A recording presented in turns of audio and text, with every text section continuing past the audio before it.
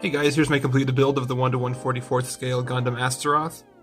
This thing was an absolute blast to build, and I'm excited to show you what I did to him. Let's jump into it. As far as mods, I took the safety tabs off of the V-fin to make them nice and sharp looking. For detail work, I just lined the panel lines with gray Gundam marker and wiped it away with some lighter fluid. For weathering, I did a lot of dry brushing on the edges of a lot of the pieces, as well as I took some graphite just from a regular number 2 pencil and dabbed it on in places with my finger to give it kind of a used but not abused weathered look. You can see that well on the back here. Lots of dry brushing and stuff like that. And then as far as detail painting, I just took Tester's gold enamel and painted some of the exposed inner frame parts, just to add another level of detail. Nothing huge, but I think it does make a big difference in how the kit looks overall, and I'm super proud of how it turned out. Something I forgot to mention earlier is I actually painted in the detail on the eyes. I overpainted just a little bit, but I'm really happy with how it turned out. I decided not to use any stickers with this kit. There were a number that were included, I just ended up throwing them away. I usually use stickers, especially on the eyes, but this is my first kit that I didn't do that, and I like how it turned out a lot.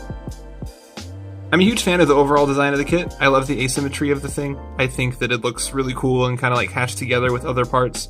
I didn't love the feet at first. I still think they're a little bit too big and out of proportion with the rest of the kit, but they're kind of growing on me, and I think the feet are necessary because I think the big feet are necessary because the side skirts can add a lot of weight while he's sitting there, and I think he could fall backwards.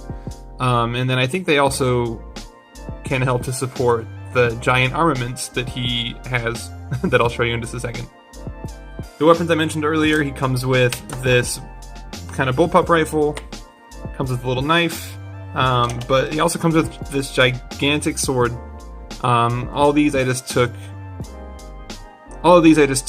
Tamiya gunmetal and painted those to make them look less plasticky looking, but as far as scale of the sword, that's how tall it is next to the kit, which is ridiculous, but I love it. One aspect of the design that I think is really cool is this part on the outside of the arm has a big hand looking thing inside of it, and that's to help support the weight of the sword when the kit's carrying it. So you just pop the hand off the kit, take the back off of it, and then the sword slides in there nice and snug, and then you reattach it here, and then I believe you just fold the hand around here, and it helps to keep it in place. Not super well, it looks like, but I'll find a fix for that. So this extra handle on the side allows you some extra stability, which is nice. The only thing that I can think to complain about right now is I think the ankles are just a little bit loose. They're struggling to hold up the weight of the sword. But that's about my only complaint with this whole thing. For final thoughts on the thing, I think if you like the design of it, I think you should absolutely get this kit. You'd be silly not to. I freaking love the design of it. It's so sick. It was a blast to put together, and yeah, I'm just super happy with how it turned out. I hope that you guys like my review of my Astaroth. This kit was actually built entirely on stream on Twitch. If you're interested in watching that, I'll leave a link to that in the description. But thank you guys so much for watching. Have a wonderful day. Happy New Year's. Take care.